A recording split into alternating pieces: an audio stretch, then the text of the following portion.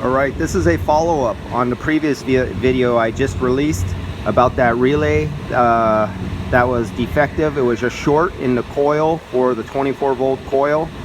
So it turns out that none of even our biggest electrical warehouse supply house don't have that particular relay, and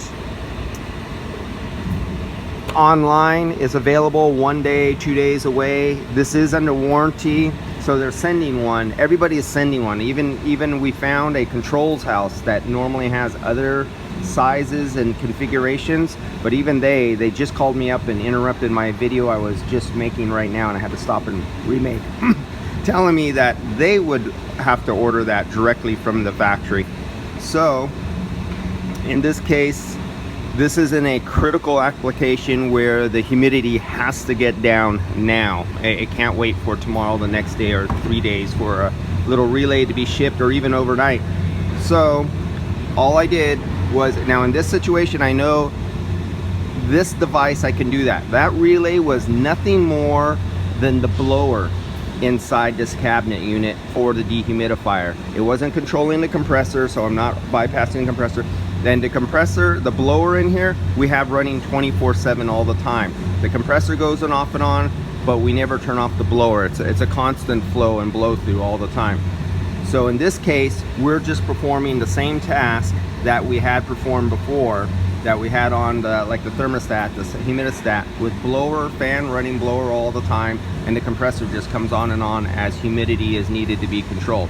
So I'm doing nothing special. I'm not bypassing any safety or anything like that.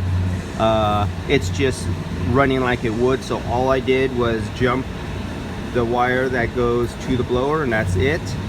And that's it. So this gets the customer up and running. I could configure another universal relay and cut and splice and piggyback tail and, you know, do a few other things and probably get it up and running, but the new part is coming. So this gets your customer up and running. As long as you're not bypassing any safety devices, you insulate everything, you make sure nothing's going to ground when you close the cabinet. Tie, you know, get some tie straps, wire them up. Make sure your wire that you put on is, I have a male to female. I didn't jerry rig anything. I didn't stick wires in there. They're in there really tight together, so they can't come apart. Safety is the most important thing. Or damage. You don't want to have something jerry rigged in there and the vibration of the cabinet make it come loose, ground to the case, and take out some other device or damage the board or anything like that. That is about it. And the next video you see on this will be the new relay getting stuck back in when it gets delivered from the factory under warranty. That's it, guys. I'll see you. Oh, and one more thing. So here's a dehumidifier. And what do you notice in here? Do you see the coil? You see the coil back there? You see the coil is black? It's not just aluminum or exposed metal or anything like that, because they know this is going to be in a corrosive environment. And so this company, from the manufacturer, literally dips their coils in epoxy, just like you've seen I did in my other videos. I was spraying some coils, condenser coils down, and it's going to be evaporator coils where I'm coating them in epoxy to extend the life of the coil. Well, here's a case where the manufacturer has epoxy applied and dipped the heat exchangers in here, exactly the same I do to some of my coils when they're going to be like in a saltwater application, or inside a building. Maybe, you know, janitorial, or it'll be somewhere, say, if you have a little air conditioning air handler and it's going to go to a washroom where the washer and dryer is.